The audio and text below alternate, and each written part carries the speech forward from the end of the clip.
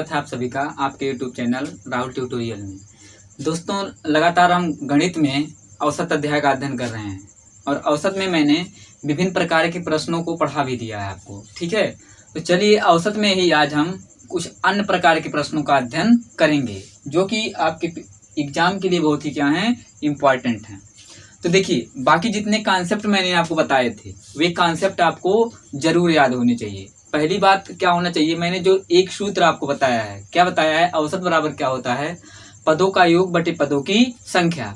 और इस एक सूत्र से 3 सूत्र का निर्माण हुआ था। ठीक है, तो यह तीनों सूत्र आपके माइंड में स्टोर होना चाहिए, तभी दोस्तों आप औसत के हर एक प्रश्न का आंसर दे पाएंगे। ठीक है, तो चलिए आज औसत अध्याय के अंतर्गत ही हम एक नए प्रश्न का क्या कर रहे हैं, अध्ययन करेंगे। मैंने प्रश्न को पहले ही लिख दिया है, लिखा है क्या, कक्षा 10 के 20 बालकों की आयु का औसत कितना है, 18 वर्ष तथा 25 बालिकाओं की औसत आयु कितना है, 20 वर्ष है। ठीक है, यहाँ पर मैं क्या लिख दे रहा हूँ, वर्ष लिख दे रहा हूँ क्योंकि यहाँ पर वर्ष नहीं लिखा गया। 20 वर्ष है तो उस कक्षा के बालक बालिकाओं का कुल औसत बताइए। पहले प्रश्न का क्या प्रकृति आप समझ लीजिए।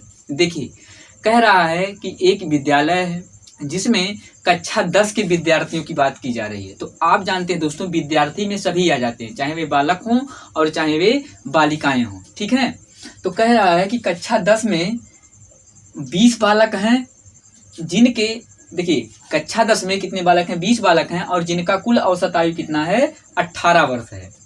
और उसी कक्षा 10 की क्लास में ही 25 बालिकाएं हैं, उनका औसत कितना दोस्तों, 20 वर्ष है। तो हमसे हमारे प्रश्न में उस कक्षा का संपूर्ण औसत पूछ लिया है। ठीक है, तो देखिए इस प्रश्न को प्रारंभ करने के लिए सबसे पहले आपको यह ज्ञात होना चाहिए कि औसत बराबर क्या होता है दोस्तों। औसत बराबर पदों का योग होता है, पदों का योग बटे पदों की संख्या, बटे पदों की संख्या होती है। और मैंने आपको बताया था कि इस एक सूत्र के सहारे ही हम कितने और सूत्र निर्माण कर पाएंगे। देखिए, मैं लिखूंगा नहीं, सिर्फ यहाँ बता दे रहा हूँ।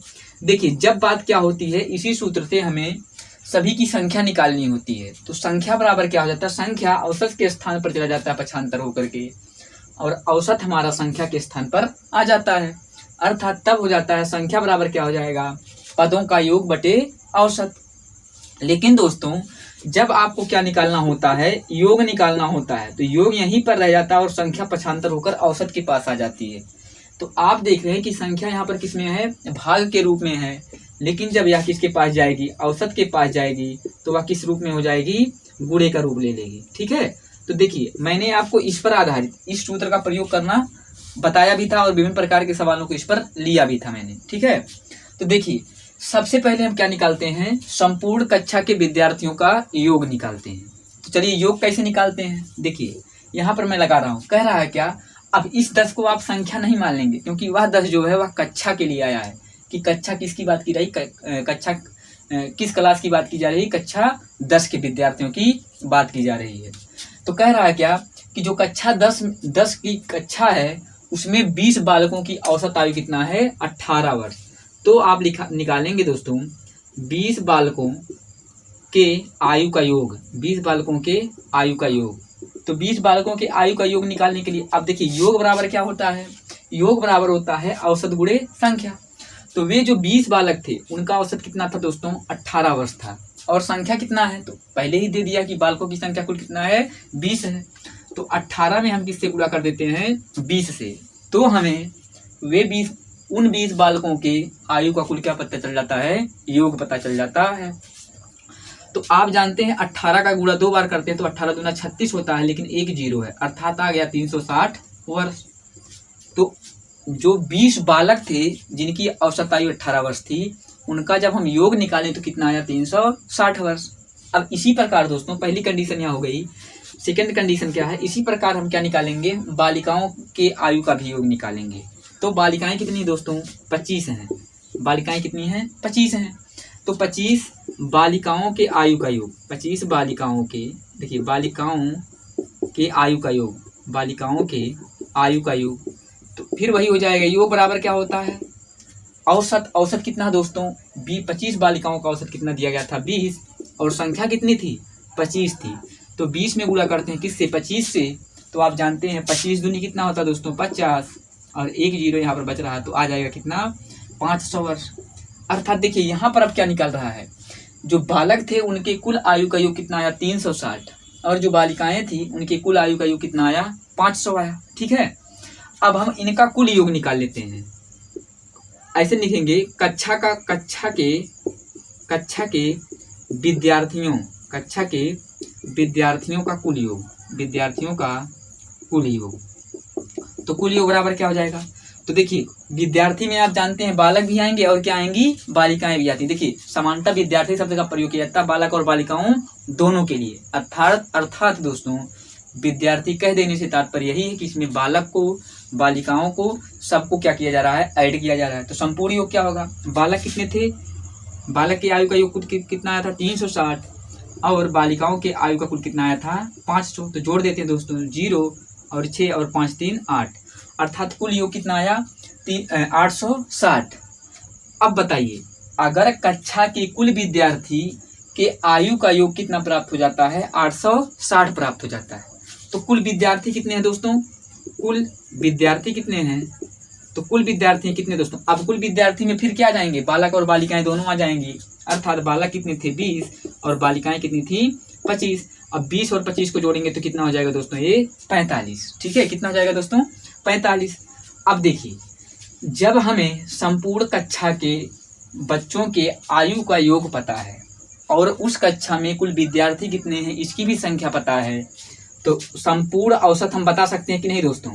संपूर्ण औसत बराबर क्या हो जाएगा, कुल आयु, देखिए कुल आयु का योग बटे कुल विद्यार्थी, बटे क्या हो जाएगा कुल विद्यार्थी।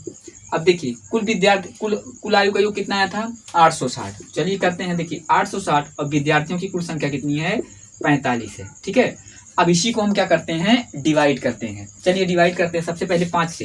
देखिए 5 नामा कितना होता है दोस्तों 45, और 5 1 के 5, यहाँ पर 3 बचेगा, यहाँ पर 3 जाएगा तो 36 हो जाएगा, 5 सत्ते 35, 5 सत्ते 35, और 1 शेष बचा और 1 के साथ जब 0 मिलेगा तो 10 हो जाएगा। तो 5 दूनी कितना हो गया 10 हो गया। ठीक है, अब देखिए कि क्या यह 3 से कट रहा है कि नहीं कट रहा है। तो देखिए 3 से यह नहीं कटेगा क्योंकि इसके अंकों का योग 9 नहीं, इसके अंकों का जो योग है वह 3 के पहाड़े में नहीं आ रहा है। 3 के विभाजन का नियम आपको पता होना चाहिए, तभी आप सवाल को शीघ्र लगा सकते हैं। तो चलिए 9 से डायरेक्ट हम भाग दे देते हैं। देखिए 9 1 के 9, अब 172 में जब भाग देंगे तो आप जानते हैं 9 1 के 9, तो यहाँ पर कितना बचेगा 8 बचेगा, यहाँ पर कितना बचेगा 8, अर्थात 17 में से जब 9 निकालेंगे तो 8 बचेगा। 8 और 2 कितना हो जाएगा 82, तो 9 8 72 और 9 9 81, 9 9 कितना हो जाएगा दोस्तों 81.1 बचा है, दशमलव लगने के कारण 0 हो जाएगा, और फिर 9 1 के 9। अब देखिए हम और आगे तक ले सकते हैं दोस्तों, लेकिन यहीं से आपका आंसर मिल जाएगा। तो आपका कितना आया 19.1 वर्ष, 19.1 वर्ष, अर्थात लगभग आप कह सकते हैं कि 19 वर्ष।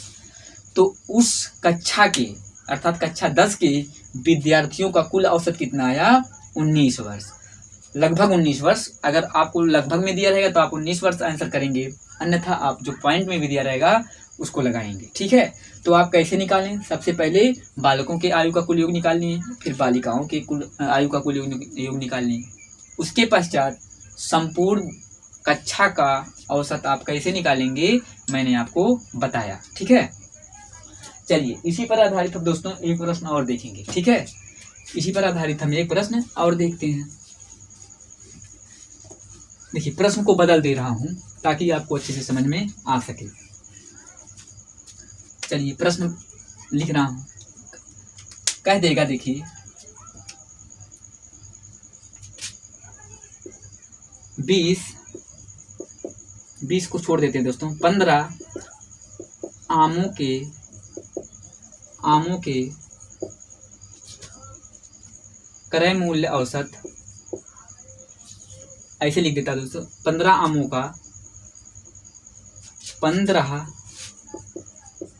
का औसत क्रय मूल्य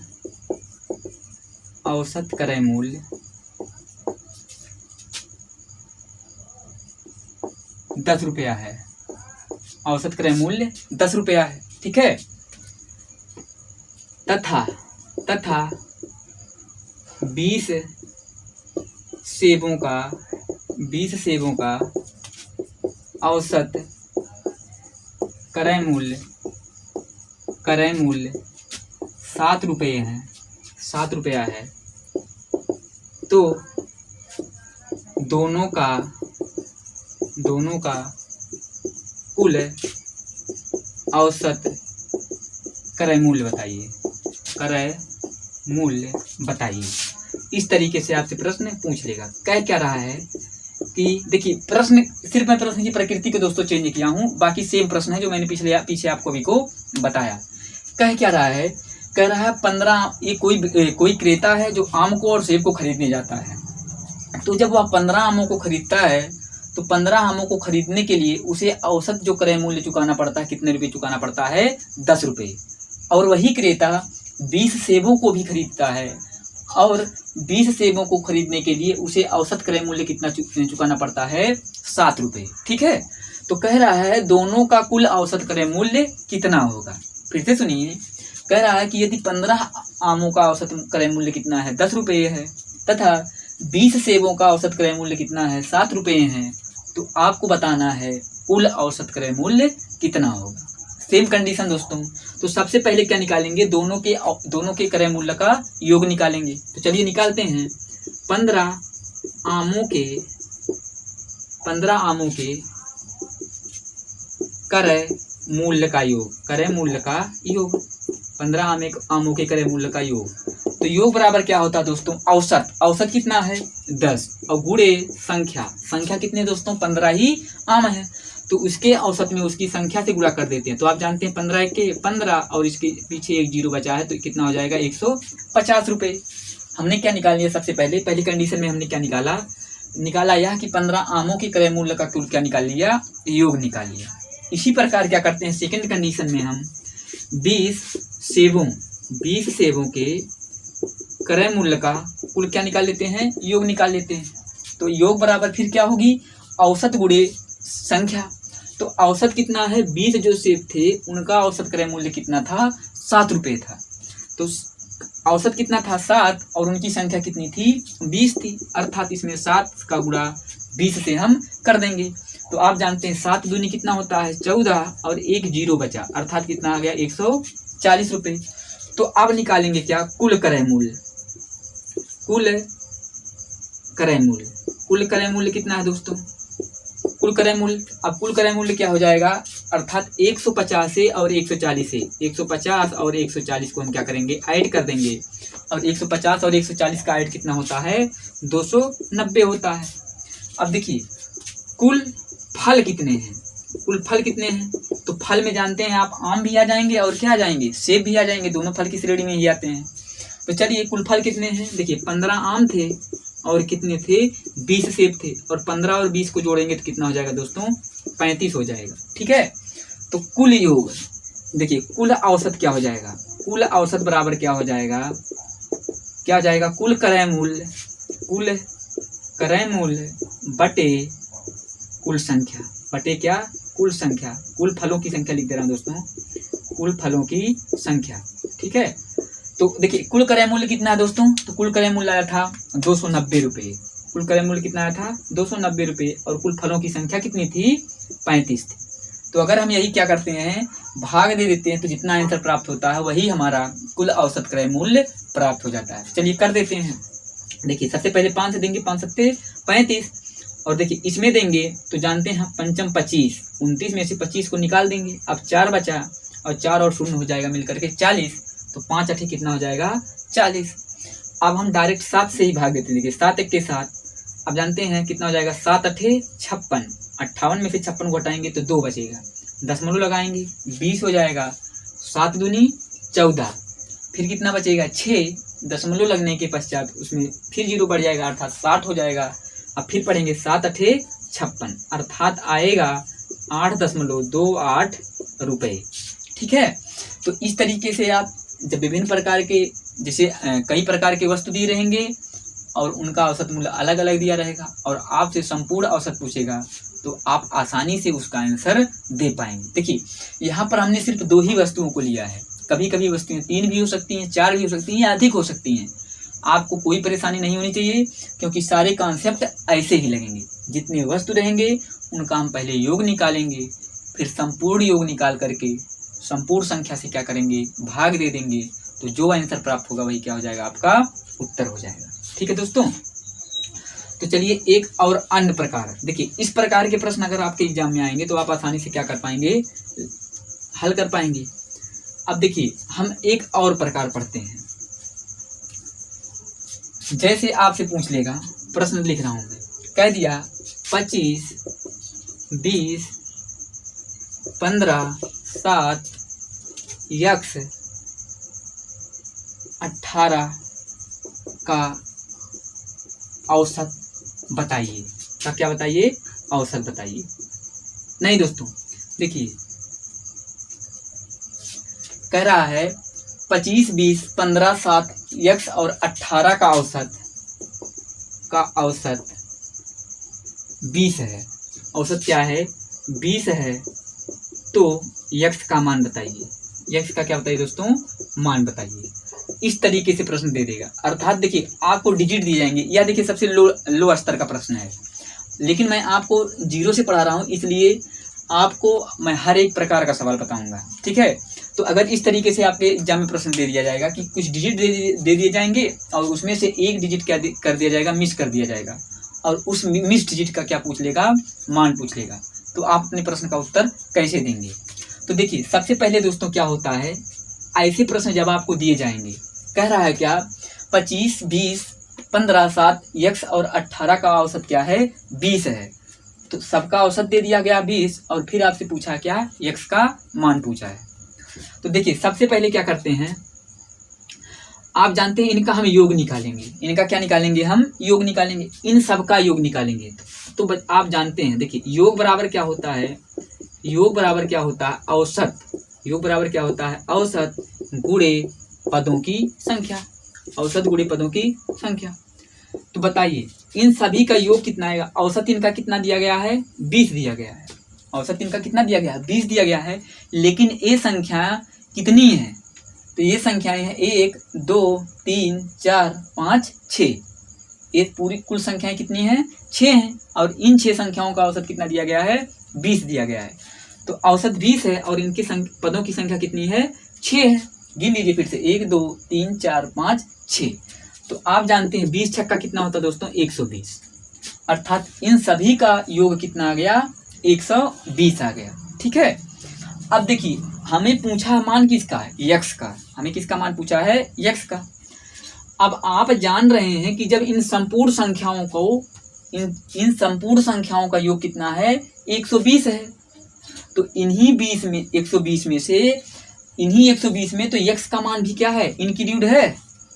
अगर हम 25, 20, 15, 7 और 18 को जोड़ करके इसमें से घटा दें तो जो मान यक्स का इसमें ऐड हुआ था वह मान हमें पता चल जाएगा। ठीक है, तो चलिए 25, 20, 15, 7 और 18 का क्या करते हैं, योग निकालते हैं। 18 का योग निकालते हैं, तो इनको जोड़िए।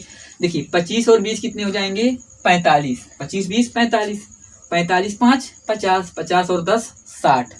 अब देखिए 60 हो गया, 60 और 7 कितना होता है, 67, और 67 और 8 कितना होता है दोस्तों, 75। 67, 8 कितना हो जाएगा, 75, और 75 और 10, 85। इनका योग कितना आया, 85 आया। फिर से एक बार जोड़ते हैं, देखिए 25 और 20, 45, 45, 15 कितना हो जाएगा, 60, 45, 15, 60 और 7, 67, 67, 8, 75, 75 और 10 कितना हो जाएगा, 85 हो जाएगा। ठीक है, तो इन सभी संख्याओं का योग कितना आया, 85 आया। ठीक है, अब आप क्या देख रहे हैं कि जब यक्स को जोड़ा गया था तो योग कितना रहा था, 120, लेकिन जब यक्स को हम नहीं जोड़ रहे हैं तब उनका योग कितना रहा है, 85 आ रहा है। ठीक है, तो इसमें यक्स इंक्लूड है दोस्तों, लेकिन इसमें यक्स इंक्लूड नहीं है। तो जिसमें यक्स इंक्लूड नहीं है, यदि उसके मान को हम उस मान में से घटा देते हैं जिसमें यक्स इंक्लूड है, तो हमें यक्स का मान आसानी से पता चल जाएगा।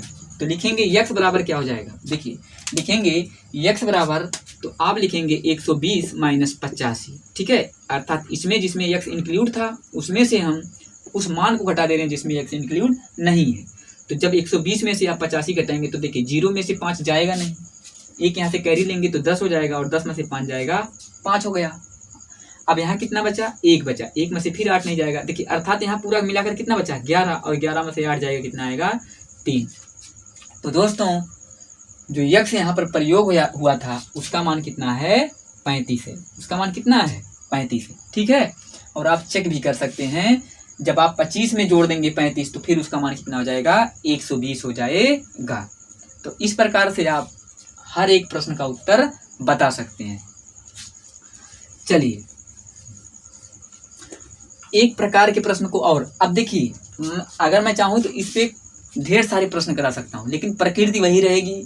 तो इस प्रकार के प्रश्न अगर आपके एग्जाम में पूछे जाएंगे तो आप आसानी से बता लेंगे। देखिए कभी कभी x के स्थान पर y दे देता है, a दे देता है, b दे देता है, कभी कोई अन्य जैसे a to z कोई भी संख्याओं कोई भी अक्षर दे देगा, a से लेकर के z तक, तो उससे आप परेशान नहीं होंगे, अपने उत्तर को आसानी से निकालेंगे। देखिए एक प्रकार के प्रश्न और आपके एग्जाम में दिए जाते हैं। चलिए हम लिख देते हैं, 2 प्रश्न लिख देते हैं, पहला और यहाँ लिख देते हैं दूसरा। कहा जाएगा 5 की पावर 40 प्लस 40, 5 की पावर 31 प्लस 5 की पावर 90 प्लस 5 की पावर 11 प्लस 5 की पावर 17 का औसत बताइए। 17 का क्या बताइए, औसत बताइए, औसत बताइए, ठीक है। और फिर दे देता हूं दोस्तों एक और, 10 की पावर 11 प्लस,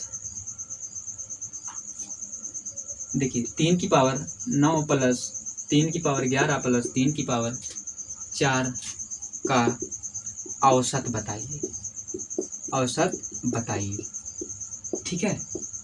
तो इस प्रकार के प्रश्न कभी कभी एग्जाम में पूछ लिए जाते हैं। बेहद ही सरल है दोस्तों, लेकिन आपको देखने में क्या हो रहा होगा, कठिन लग रहा होगा। तो चलिए कॉन्सेप्ट हमारा वही है। कॉन्सेप्ट दोस्तों हमारा क्या है, वही औसत बराबर क्या होता है। देखिए औसत बराबर क्या होता है, पदों का योग, पदों का योग, ठीक है, और बटे पदों की क्या होती है, संख्या, पदों की संख्या। तो आप देख रहे हैं क्या, पदों को आपस में पहले से ही जोड़ दिया गया है, पदों को आपस में पहले से ही जोड़ दिया गया है।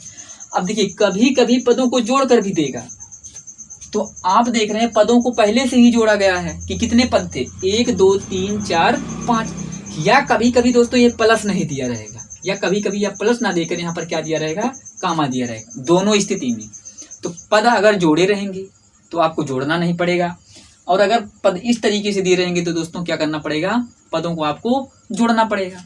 तो चलिए जोड़ लेते हैं, जोड़ते हैं दोस्तों। तो 5 की पावर 40 प्लस 5 की पावर 31 प्लस 5 की पावर 90 प्लस 5 की पावर 11 और प्लस 5 की पावर 17, ठीक है। तो पदों का योग तो हमने कर लिया। अब पदों की संख्या कितनी थी दोस्तों, तो आप देखिए पदों की संख्या कितनी, 1 2 3 4 5, अर्थात पदों की संख्या कितनी है, 5 है।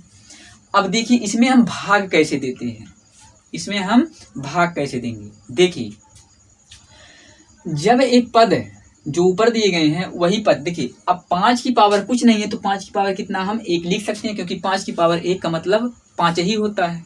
देखिए जब इन संख्याओं में हम 5 से क्या करते हैं, 5 की पावर 1 से भाग देते हैं, तो भाग देने के कारण ही देखिए 5 की जो पावर 1 यहाँ है, इस एक पावर से हर एक पावर में क्या हो जाएगी, हर एक की पावर कम हो जाएगी। क्यों, क्योंकि जो 5 की पावर 1 है वह एक पावर को खत्म करेगी। देखिए एक ही बार नहीं खत्म करेगी, क्योंकि अगर इस तरीके से होगा तो देखिए 5 की पावर 20 गुणे 5 की पावर 21, ठीक है, इस तरीके से होता तो एक ही बार पावर खत्म करती, क्योंकि यहाँ पर किसमें था, गुणे में था। और आप जानते हैं जब गुणे में हो और दोनों के आधार समान हो तो घातें आपस में क्या हो जाती हैं, जुड़ जाती हैं। लेकिन यहाँ चिन्ह गुणे का नहीं है दोस्तों, चिन्ह किसका है, प्लस का है। चिन्ह किसका है, प्लस का है। तो आप जानते हैं पहले 5 की पावर 1 से 5 की पावर 40 में भाग देंगे, तो यहाँ से एक घात खत्म होगा, अर्थात बचेगा क्या, 5 की पावर 39। क्या बचेगा, 5 की पावर 39।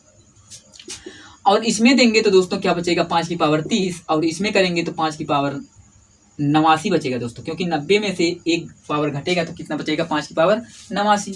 और यहाँ क्या बचेगा 5 की पावर 10, और यहाँ बचेगा 5 की पावर कितना 5 की पावर 16। कैसे आया आपको समझ में आया होगा। देखिए यहाँ पर भाग किस में होगा, उसके पावर में होगा।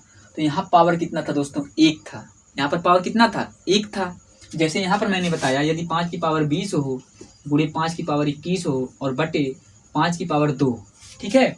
तो यहाँ पर देखिए आधार दोनों के समान, तो घाते आपस में जुड़ जाएंगे और 5 की पावर हो जाएंगी 41, क्योंकि 20 और 21 कितना होता है 41। अब जब यह 5 की पावर ऊपर जाता है तो यह क्या हो जाता है 5 की पावर -2 हो जाता है। तो यही करेंगे, देखिए 41 में से 2 को अब क्या करेंगे हम घटा देंगे। देखिए घातें समान हैं तो ये दोनों जुड़ेंगी, लेकिन जुड़ने से पहले इसके साथ माइनस है, तो 5 की पावर 41 माइनस क्या हो जाएगा 2, अर्थात हो जाएगा 5 की पावर क्या 39। लेकिन यहाँ पर दोस्तों गुणे का निशान नहीं था, इसलिए भाग देने की प्रक्रिया हर एक डिजिट में होगी। तो 5 की पावर 1 से इसमें देंगे तो 1 पावर घटेगा 39, 5 की पावर 30, 5 की पावर 89, 5 की पावर 10 और 5 की पावर 16। तो यह हो जाएगा दोस्तों क्या, इसका क्या हो जाएगा औसत। तो आशा करता हूँ आपको समझ में आया होगा। सेम कंडीशन अगले में दिया गया दोस्तों, क्या कह रहा है 3 की पावर 9 प्लस 3 की पावर 11 प्लस 3 की पावर 4 का क्या बताइए औसत बताइए। फार्मूला मैंने ऊपर ही लिखा है क्या, पदों का योग। तो देखिए योग पद पहले से ही क्या है ऐड है, पद पहले से कितने हैं कितने पद हैं 1 है 2 है 3 है। तो चलिए लिख देते 3 की पावर 9, 3 की पावर 11, औसत लिख देता हूँ दोस्तों। औसत बराबर क्या हो जाएगा देखिए 3 की पावर 4। अब देखिए पदों का योग तो कर दिए, लेकिन पदों की संख्या कितनी है 3 ही है, 1 2 3। तो चलिए 3 से हम क्या करते हैं भाग देते हैं, फिर वही कंडीशन रहेगा दोस्तों। देखिए 3 की पावर कुछ नहीं तो 3 की पावर क्या हो जाएगा 1 हो जाएगा, ठीक। फिर जब भाग देंगे तो एक पावर को या क्या कर देगा कम कर देगा, ठीक है। चलिए तो देखिए इसमें से जब 3 की पावर कम होगा 3 की पावर 8 बचेगा, प्लस 3 की पावर 10 और प्लस 3 की पावर 3। तो यह हो जाएगा दोस्तों क्या इस प्रश्न का औसत। तो दोस्तों इस तरीके से आप इस प्रकार के प्रश्न को आसानी से कर सकते हैं। बाकी अन्य प्रकार के प्रश्न हम कल पढ़ेंगे। आज के लिए बस यहीं तक, धन्यवाद।